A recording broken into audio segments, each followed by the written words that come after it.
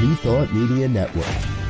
We are a global broadcast network of positive music, media, and entertainment, inspiring humanity's evolution along the journey of enlightenment and creating a world of love, peace, empowerment, and prosperity for all. New Thought Media Network. Positively inspiring.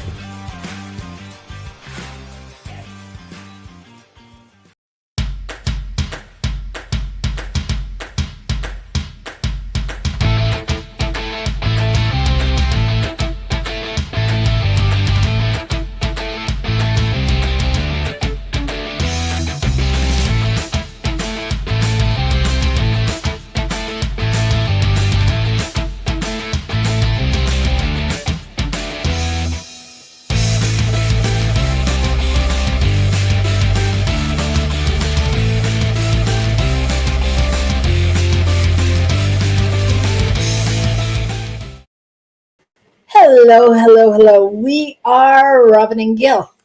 And we're here for Rockin the Love. Absolutely. We love to rock the love with you every Wednesday afternoon, morning, evening, whatever it is where you are. Yep. It is afternoon where we are.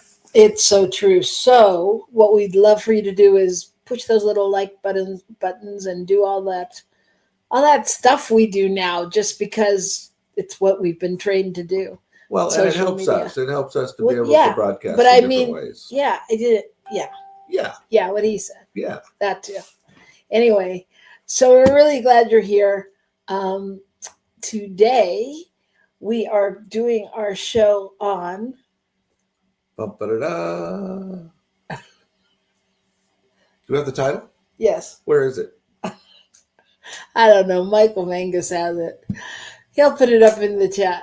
It's in the email. We talked about 3 different titles. But at the end of the day, it's about our unknown heroes of New Thought. That's it. Unknown heroes of New Thought and Science of Mind, and it's a tribute to Black History Month. So happy Black History Month as we ease out of it and move on to March. God. Right? Okay. Time is so elusive and quick. I was thinking that. So anyway, okay. How are you? How was your week? Lots going on. Is there a lot going on for you guys out there? Let us know. So talk to us in the chat. We talk to each other all the time. It'll be much more entertaining if you join in. Yes, absolutely. And we know you're hiding out there. Like I know who's out there. Well, there's 2. There's Alvin and Louise, and there's Grace, and who knows? True. Those of you that come up and tell us afterwards that you've seen us or send us a note, we know you're hiding. Okay. And if you're seeing us live, let us know. Yeah. Okay. So, the week has been a week, a lot going on. And I think it's mostly been a week of anchoring into knowing the truth of what is, in terms of finances and light and joy and peace and all of that everywhere, both in our government, in our own personal lives, all of that. So I am grateful for that, but it's called me to be intentional about it. Very intentional. And don't you feel like that's what this time is doing? Yeah. Is calling us all forward to be intentional. To be really intentional. And it's funny because you kind of think that anyway, right? I mean, like, especially if you're doing any kind of training or schooling or any kind of work, especially, if you're like on a practitioner track or a minister track, you think, oh, I'm being called to be more intentional. And then you get like the 2x4 upside the head going, wait, there's more? How can I do more? Yeah. Suddenly I find myself feeling inadequate and unable to hold all of this or unprepared, unworthy on something. because I'm not. It's like, wow, how does one hold all of this and work forward and hold everyone else's feelings of fear and doubt and worry when some situations come up? How do we see through to the truth for those around us, even as we're seeing through to the truth for ourselves? And I think that's a growing edge for all of us. Yeah, I do too. And I think being perceptive enough or to know what that means, to know how and when to do what, because there's not one way. Mm-mm. There may be one path, or all paths lead to one path or something, but there's not one way. And it's an interesting time that we're probably going to be talking about all year. That reminds me, at Christmas when we were looking up some different stuff that for some traditions, I think it's some Buddhist traditions, have adopted that lights on the Christmas tree symbolize all the different paths up the mountain. Mm. I mean, I thought of that when you said that. It's like we're all going to the same one spot, but there's a lot happening. Yeah. So yeah, well, I'm with you. So that's the way I feel too about this week. And I want to move us along because I want to get to our show because I think it's a really important show. And thankfully to CSL Dallas, we have some great film clips that they are very excited to have us use. And I want to share them with you because I think they're packed with things that we don't know or we haven't heard or we might not have thought of. So I want you to stay tuned for that. But before that, we have even better news than that. We have the good news segment. That's right. Da, da, da, da. All right. Talk to me, Goose. So here we go. So 1961, this young lady made the front page of the paper in San Diego because she saved a baby from drowning. She was at a party and she saw what had happened, and she picked a certain house, and it was the right one where the kid was in the pool. So fast forward, and now at 90 years old, she and the young man have met each other. Oh my God. And they had a celebration. I guess his family actually helped orchestrate it because they wanted to do it for him, and so there it was. So he got to meet this woman who had saved him as a baby, and she got to see the man that he'd grown up to be. And how old is he? He's in his 60s. Wow. I mean, he's older than me. Wow. I was born in 62, so he's older than me. Look at you outing your age. Look at that. So anyway, I just thought it was a really sweet story. Apparently he was 21 months old. So he wandered around the block and away from the party and fell into a pool. And nobody was around. You're right. The people didn't, all of a sudden they noticed he was gone and he wasn't at the party, and they had to figure out where he was. Wow. And so people fanned out to try to see what they could find. And she, for whatever reason, picked this particular house to go. And I don't know, I didn't read it carefully enough to see how she got in the backyard or whatever, but she did. And she found him in the pool, got him out. That's wild. I mean, that brings me to that thought of like, when we're meant to be here, we're really here, meant to be here. Yeah. Well, and isn't that true? I mean, you and I commented earlier, what's with all the planes in the last few weeks? But if you're meant to be here, you're here. We had one plane in Washington where everybody between the two planes was killed, and a plane just yesterday or the day before that flipped over and caught on fire on the runway, and everybody was fine. I mean, a couple of people had some serious injuries, but other than that, Everybody walked away alive. I mean, so what's the difference? What, for whatever reason, those people were supposed to make it. That's Yeah. all I can think of. Or at least now I'm sure they have many of them are evaluating why they're here. Because now I can imagine that giving one an incredible sense of gratitude about their life. Wow, now what do I do with this gift? And I think that's where most of us miss it. This kind of a thing. This was a chance for him to be grateful to this woman for what happened, and for her to be grateful for this opportunity she had so long before. Yeah. That's fantastic. That's great. That's wild. And I'm sure they're meant to do something in their lives together right now, just because it took till now for it to happen. All right. Well, my story is about an elderly woman who couldn't find anyone to mow her lawn. Oh no! And her lawn was overgrown and all of that. And she had been looking for someone, and with no success. And one of her busybody neighbors paid her a visit, and warned her that if she didn't take care of it in a timely manner, that she was going to get a fine of like $240. And she found Spencer, who's a guy on the videos.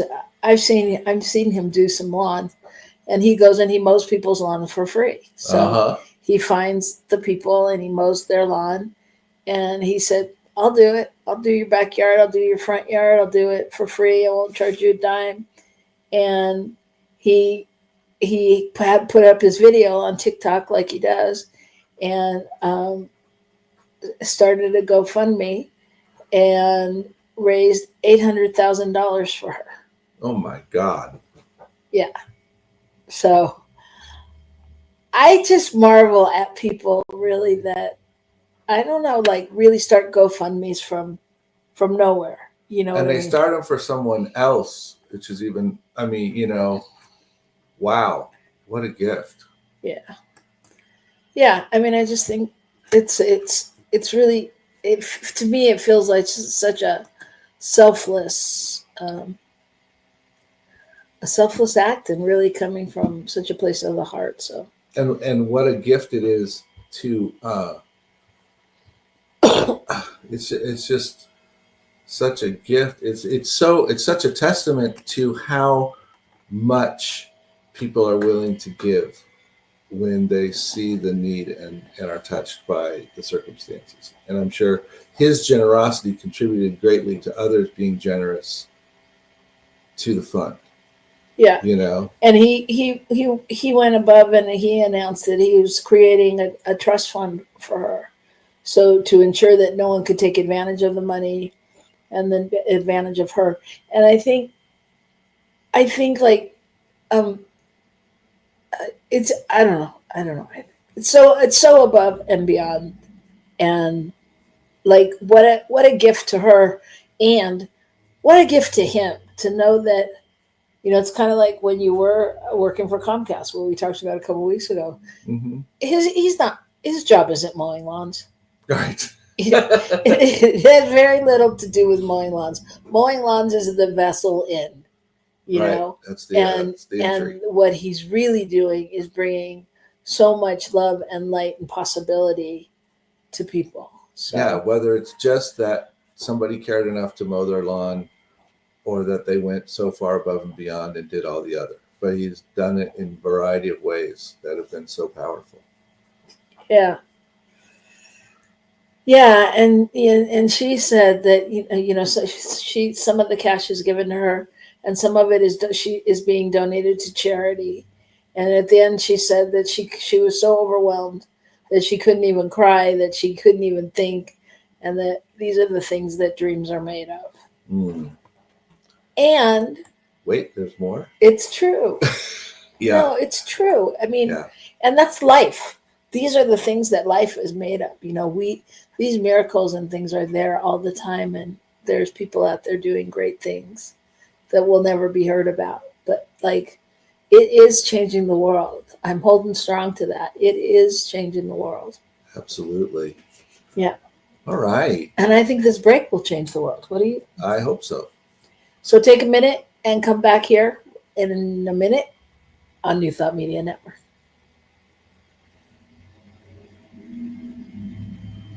Please help us say thank you to our organizational sponsors, including the Hefferland Foundation, Affiliated New Thought Network, International New Thought Alliance, Science of Mind Archives and Library Foundation, Center for Spiritual Living Denver, Center for Spiritual Living Midtown, New Thought Philadelphia, Planned Happiness Institute, Summit Center for Spiritual Living, One Heart Retreats, Center for Spiritual Living on the Lake, Unity Kitchener, Unity Spiritual Center Ottawa, Om Center for Spiritual Living, Satya Center, Begin Within Ministries, Center for Spiritual Living North Jersey, Unity of Savannah, and the Center for Spiritual Living Seattle,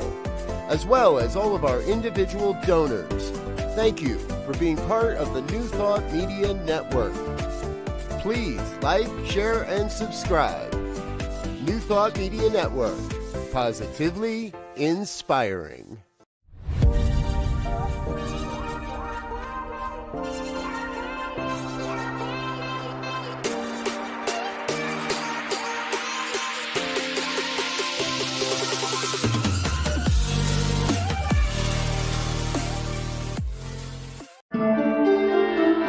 Get inspiration in an instant. God calls are the gentle and uplifting moment of truth to help you remember that the bright light of God's love is shining right now as you. It's your God Call with Reverend Bill. Start your 2-week free trial today, and you'll get a phone call 4 times a week from Reverend Bill with an uplifting half-minute message filled with insight, wisdom, story, and fun. Let your light shine. You can answer the call to listen to it live or let it go to voicemail so you can hear it later. After the free trial, your subscription is just $5.95 a month. The details are at godcall.org. God calls are disruptive, intentionally. Whenever you write something, put on a gold star. They take you away from your routine to remind you about the truth of who you really are. They come at random times between 8:15 a.m. and 6 p.m., so you won't be expecting them. And somehow, the message is exactly what you need to hear at the time. Magic is loose in the world. It's a moment of motivation in the middle of your day. Find out more and start your 2-week free trial now at godcall.org.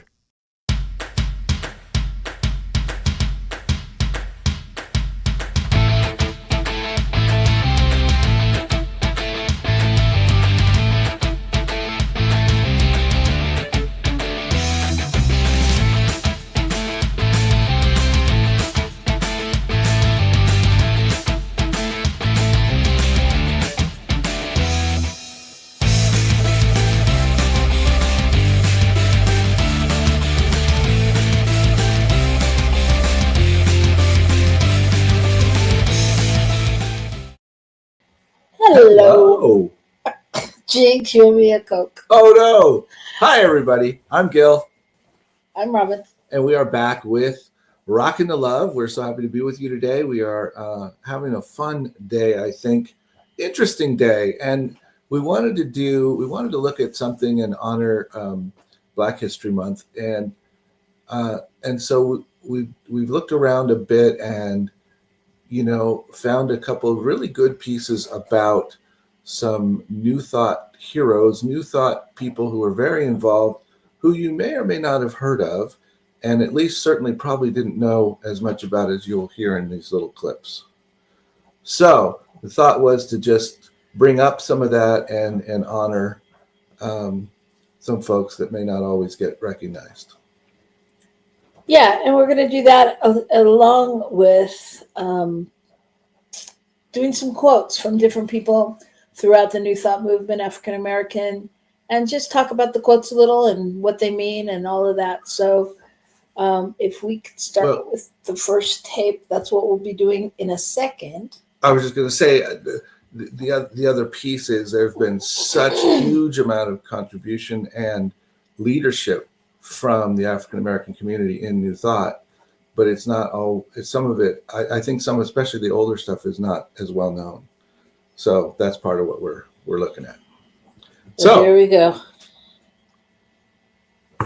Here it is, your first glimpse into history.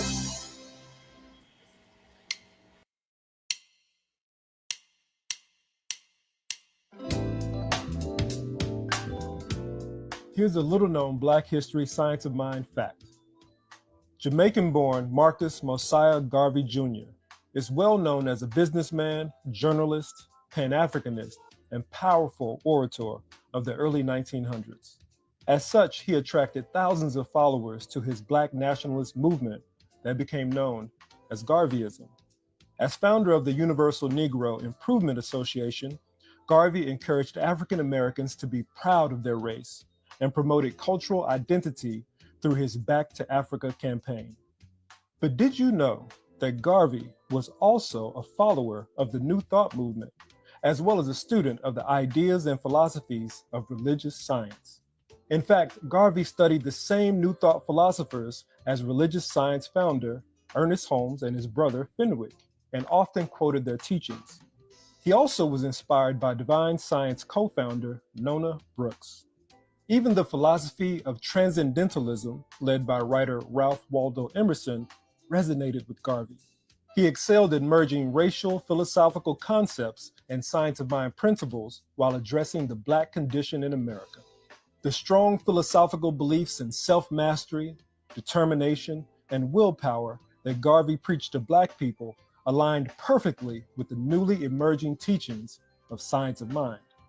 In many of Garvey's speeches and writings, he often urged his followers to get a scientific knowledge of religion. His message was clear: liberate the minds of men, and ultimately, you will liberate the bodies of men. Another instrumental Jamaican in science of mind is Dr. Elma Lumsden, who founded the Temple of Light Church of Religious Science in Kingston, Jamaica in 1981. An engaging speaker and master teacher, Dr. Elma is also known for her simple yet dynamic words of wisdom, such as, until you can walk on water, take a boat, and life is a school, and we're not on holiday. Due to her leadership and diligence, Lumsden helped religious science become recognized as one of 12 key religions in Jamaica. Dr. Elma Lumsden and Marcus Garvey, Black evolutionaries in science of mind. That's good. Top one.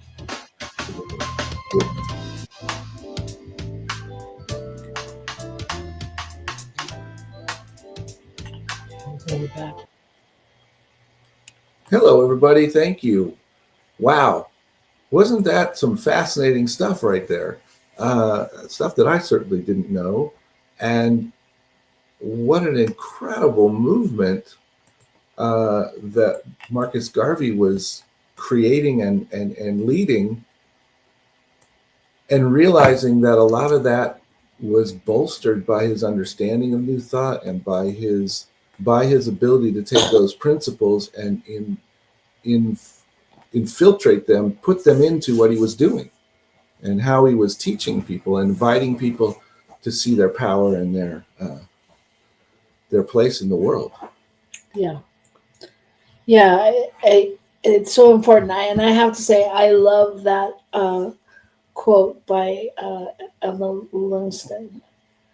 If you can't walk on water, then Take a boat. Take a boat. I feel that coming up to share with our teenager. Anyway, yeah. So we're going to take one of Marcus Garvey's quotes and just talk about that for a minute. So you at this time can only be destroyed by yourselves, from within and not from without. You've reached the point where the victory is to be won from within and can only be lost from within. Wow, that is a very powerful piece of information, powerful thing to say to any people anywhere, I would say. And aren't we right now living in a time when that is as much true as it's ever been? Yes, it is. And what it reminds me of is the same thing that made me crazy when I was in school or learning about science of mind. I was like, damn it always comes back to me. There's no getting away. It's as if no one else is even here. Mm-hmm. So it was, I really think it's so important for us to realize that it's all here, and it's up to us. And I can only imagine living either in a time or even now when I was part of a group that was being sidelined, being discriminated against, being all of those things, and hearing this, because I would have to move outside of my sadness. I mean, outside of my victimness, Your comfort zone. my comfort zone, and outside of my deserved sense of victimness, and so that would be a push. But the plus is what a gift of encouragement, and a gift of say, hey, wait, that isn't true. Just because you feel in the victim space doesn't mean that you're not out of power. And so, you see this over and over again with people who have committed crimes and gone to jail and totally changed their lives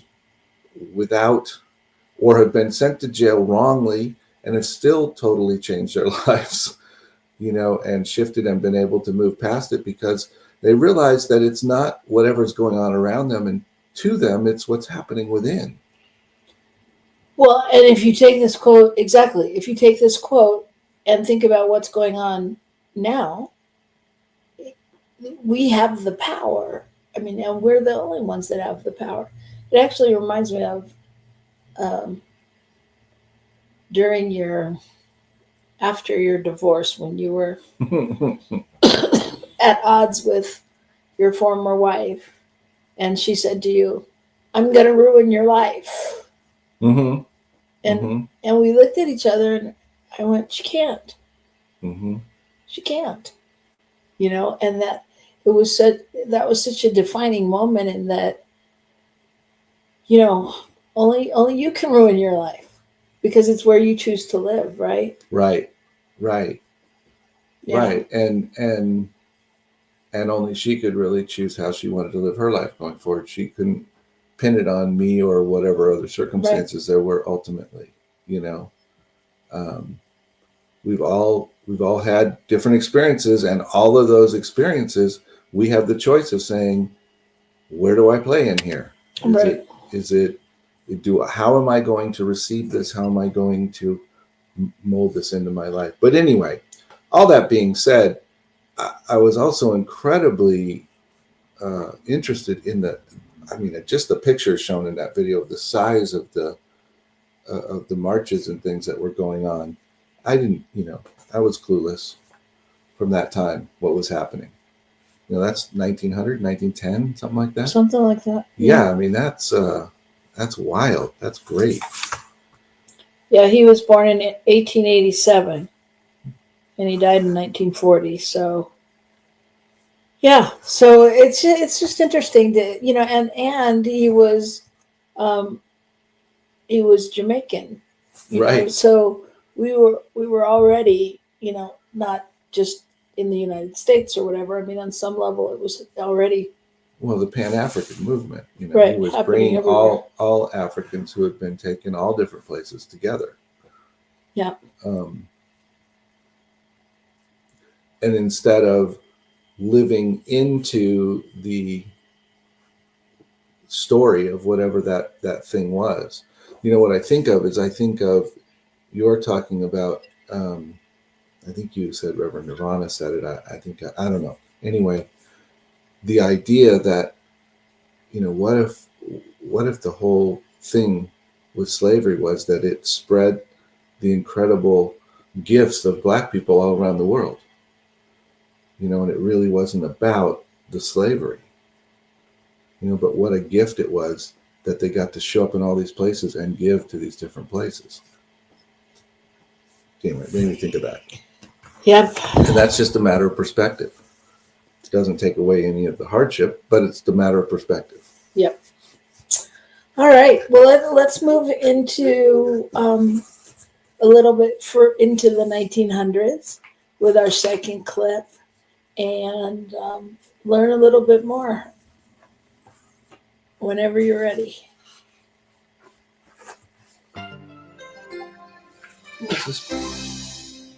That's when.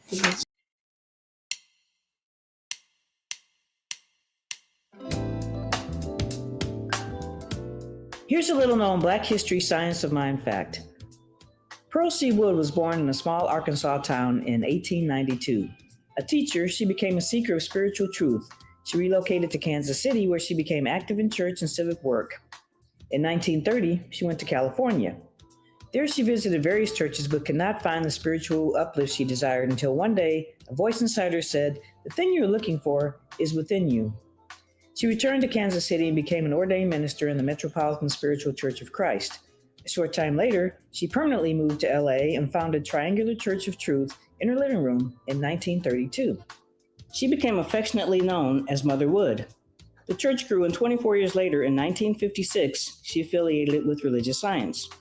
Ernest Holmes loved Mother Wood's ministry, and at one event stunned the crowd announcing, "If she's your mother, then I'm your father." When Mother Wood retired in 1972, her son-in-law, Dr. Philip Pitts, became senior minister at Triangular Center for Spiritual Living. And when he retired, her grandson, Reverend Greg Pitts, stepped into leadership. Mother, son-in-law, and grandson, 3 generations of strong spiritual leadership. Dr. Pearl C. Wood, a Black evolutionary in science of mind.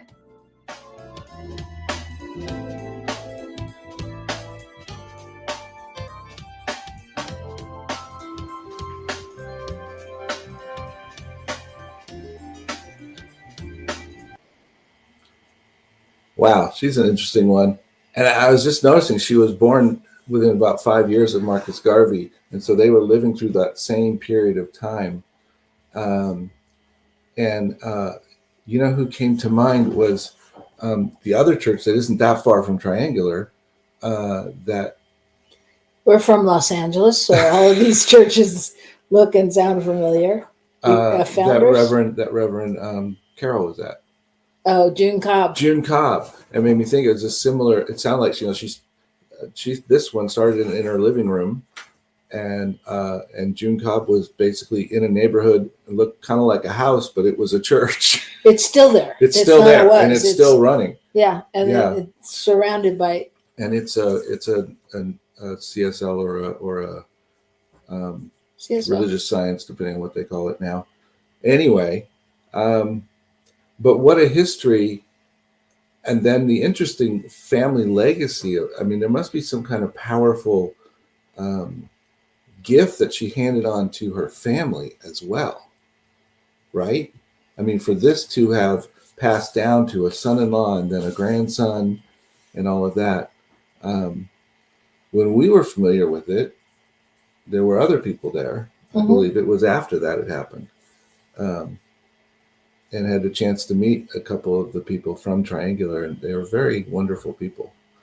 But it's amazing that those kinds of things, that one person's vision and willingness to do the seeking and decide what they were doing and do it, regardless of what anyone else would say or suggest they should be doing. You know, she's a woman, she's Black, she's whatever you want to say. And there she is, going to school, getting ordained, and doing it, and creating a powerful legacy. I mean, that's one of the one of the key CSLs in Los Angeles. Yeah. Yep. It's really amazing how much has been accomplished and how many people have accomplished so much that we never know, about. Right. I think that's the thing. And I think that's true in so many places that there are so many players, so many players that have a part in what's going on. And we don't know. We haven't heard the stories. And this, rich heritage of a variety of Black people that have started major movements in New Thought, because they understood that it could only come from within. I think in some ways they probably got it more easily than many white people who didn't have the same reason to go there. Well, yes, and I also think I interpret Ernest Holmes' quote of, if she's the mother, then I'm the father, of him wanting to be a part of that vibe, that, right. Right. Acknowledging, that, the power, that it was a power place. Yes. In consciousness. Yeah. Did you want to share another quote? Well, this goes back to Garvey, and I just want to share this. The quote is, "The work of Christmas begins. To find the shepherds are back with their flock." Okay, wait. The work of Christmas begins. To find the lost, to heal the broken, to feed the hungry, to release the prisoner, to rebuild nations, to bring peace among brothers, to make music in the heart. Somehow we only have a portion of that. But the work of Christmas begins when the kings and the shepherds have all gone home, is the beginning of that. And that's a song I grew up with. It was somebody took his words and created a song which I grew up with in the 70s in the Methodist Church. So I'm just saying, and I found it yesterday from a recording 2 years ago at another a United Church of some kind. That was I didn't find exactly where it was, whether it was Canada or the US, but pretty amazing. And so there's this influence that continues, or that has happened and made such a difference, and yet we had no idea where it came from. I didn't. Who it was? I never heard it as a song or a quote. Yeah. Yeah, very powerful. Are we ready to go to the third quote? The third video, and then we'll go from there. Then we'll go from there. So let's go to the last video. Our producer appears to be on the phone, not paying attention to us. Okay. It must be he's getting calls about producer day, and he's taking them now on his phone.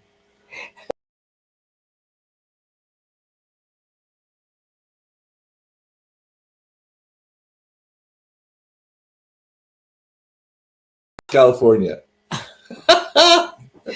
All right. So, let's do another quote while he's otherwise occupied. It's hard to find good help. We're going to have to work on that pay raise. Just pick one. Okay. Oh, he's coming to defend himself. Hold it. I was on the phone with legal department. Oh, with legal. Oh, that's with legal department. And they said, do whatever you want to do. I already documented it. I sent you the documentation. I texted you. Okay. So I will send that. I will forward that to our crack legal department at the New Thought Media Network. So, yes, I was on the phone with the actual legal department. And okay. All right. I squared it away for you, Robyn. All right. Thank you. So, folks, we're legal. So let's give thanks for that. And let's go to the third video. And we're glad that we're safe.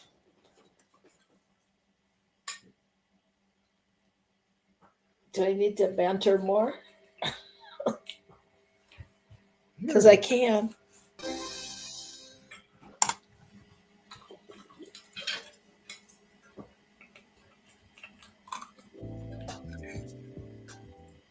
Here's a little known Black history science mind fact. Some of you might know that Founders Church of Religious Science opened in Los Angeles in 1960. But do you know it was designed by a Black man? Ernest Holmes asked Paul Revere Williams, the first African American admitted to the American Institute of Architects, to sketch an idea for the building in 1957.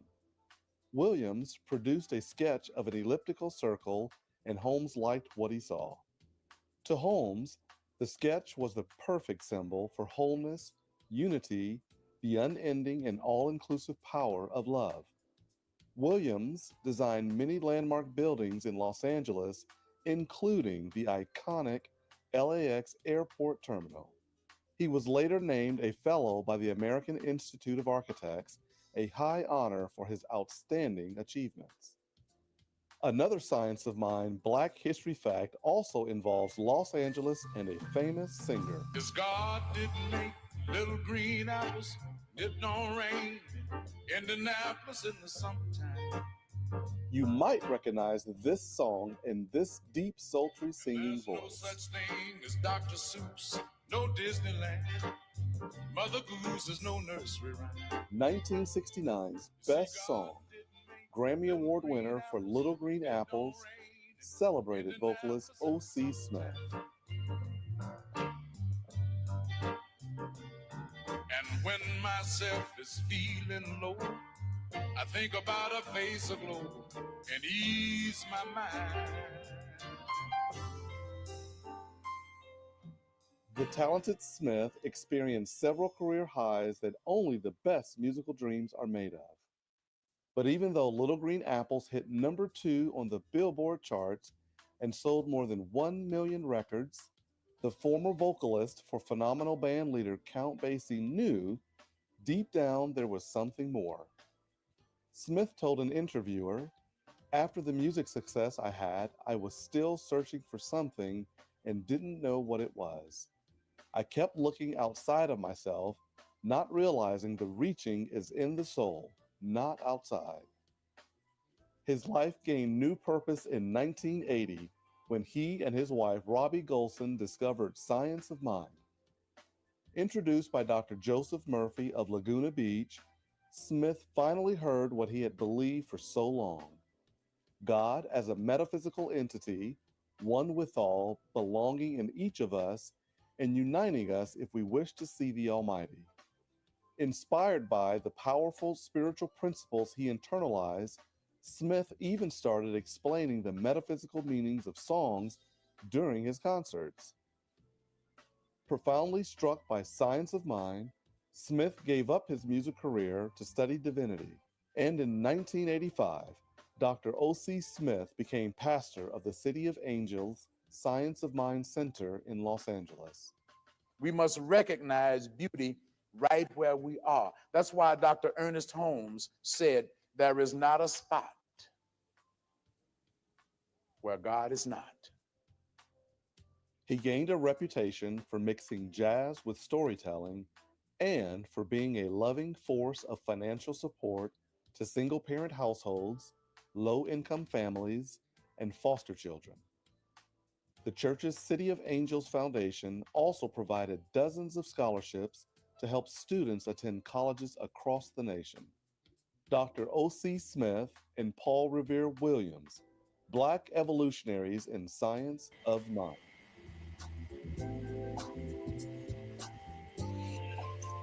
Wow.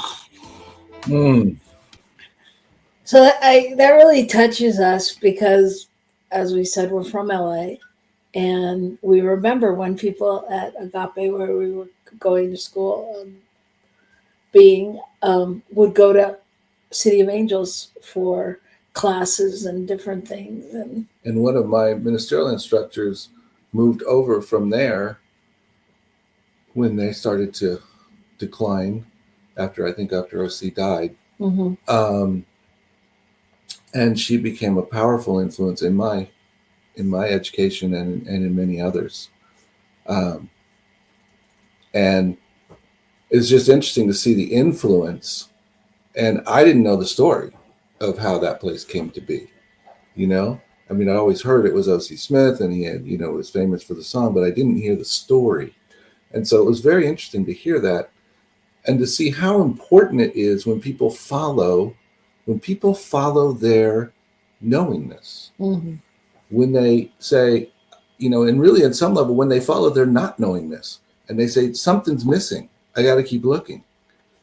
And then eventually the voice comes that says, it's not out there, it's within you. Or the person comes along that tells them something and they go, oh, I need to learn more about that. Mm-hmm.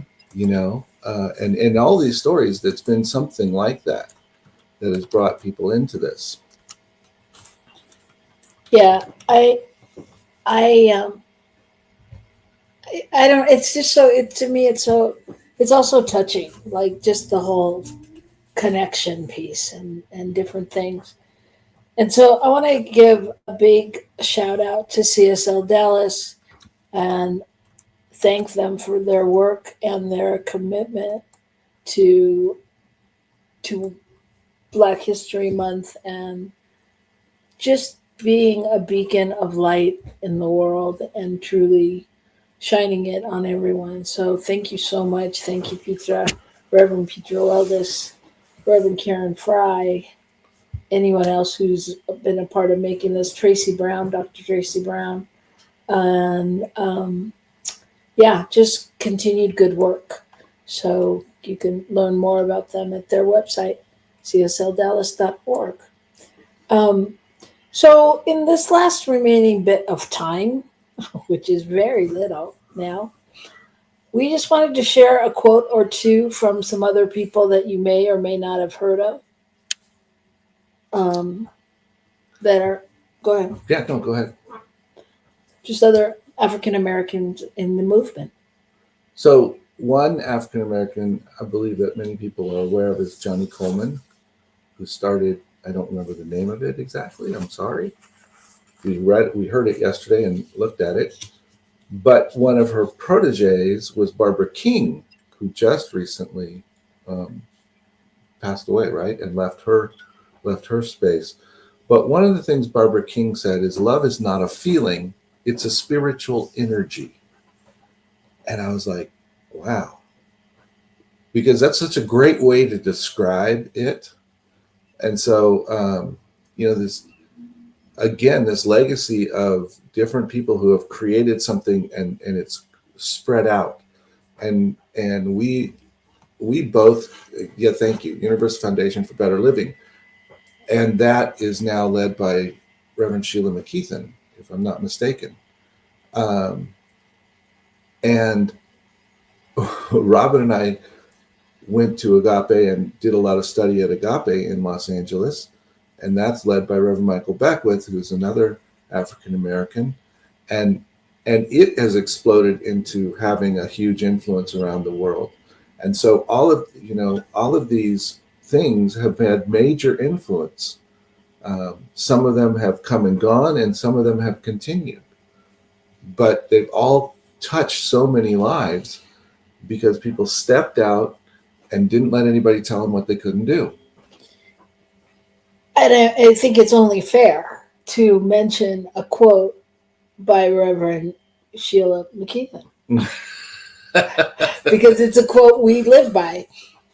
One night she had come to speak where we were, and Gil was minister there, and he was locking up, and we were walking out the door, and she looked at Gil as we were walking out, and she was like, "It's just an assignment." And literally, we all went our separate ways. But what it meant, because soon after that, Gil wasn't working there.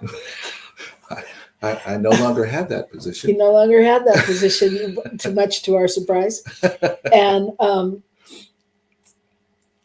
it's just an assignment. And so we really got that. We really embodied, oh, I was really just here for a reason or a season, but not a lifetime. And so a lot of times, when we're in the crux of something, we're like, it's just an assignment. We're just here to do this work right now, right here. And that is, That's incredible advice and incredible truth, because if we think, if we think everything is life, the life of us, or the beginning or end of us, or whatever it is, or it then defines us. Defines us. How can we move on? How can we grow? How can we change? How can we accept anything else? And we realize that if we're really living our true spiritual lives, there's constantly new things being laid in front of us. And the assignment is, am I willing to walk in it? Or do I feel like I have to tell Spirit what's the best thing to do right now? Mm. Do I have to know from Spirit exactly what's supposed to come out of it before I can do it? And can I let it go? Can it be an assignment? Because sometimes we're so attached to right, what it is, what it looks like, and how it's ours. We did it, and what part we need to play in it. Right. This is my thing. Don't take it away from me, kind of idea. Yeah, which we can't do with anything in our lives. We must hold it all very lightly. It's an assignment. Wherever we are in our life, it's the thing we're being asked to do right now. Right. All right. Can we do one more in 3 minutes? And it's Michael Beckwith. Can we do it? The quote? Yeah. Oh, sure. All right. This is Michael Beckwith. And it is, today, refuse to see yourself as a recipient of negative vibrations or as a victim of subtle or gross influence around you. Practice broadcasting the high vibrations of your inner radiance, remembering all the while that the place upon which you stand is holy, simply because you are standing there.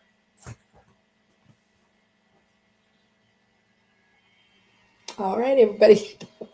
Simply because you're standing Simply because there. of you. There's nothing else required to make it holy. That's so deep. It is.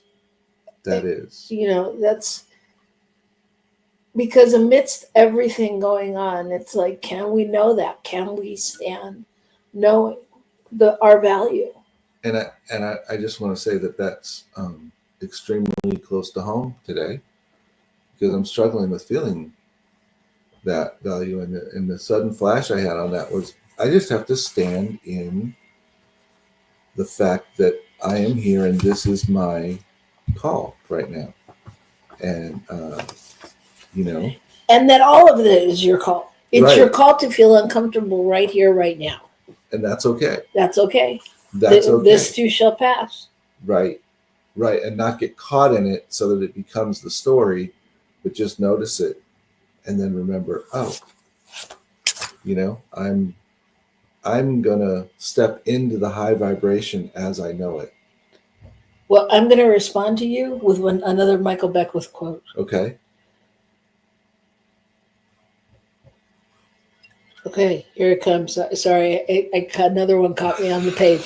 All right, here it is. When we embrace challenges as an evolutionary accelerator, we realize it's like a grain of sand in an oyster. We can expect a pearl to follow. Mm-hmm. Mm-hmm. So there you go, everybody. There's lots of pearls coming. We just have to be able to be clear and see them. Know that they're coming. And I'm so grateful. I'm so grateful as an African-American person, descent of African-Americans, just to see the work and to the love and all of that truly connects us. And I thank CSL Dallas for their work. And I thank so many people out there that stand in knowing this truth with us. So it takes everybody to honor the one in all of its unique ways. So thank you so much. We're glad you were here today, very quietly, but glad you were here. And we look forward to seeing you in March. Is that true? I don't think so. Is there another February? What's today? The 19th. Oh, wait. Yeah. 7 and 9 is 26. We have one more, and oh my gosh, what would that be?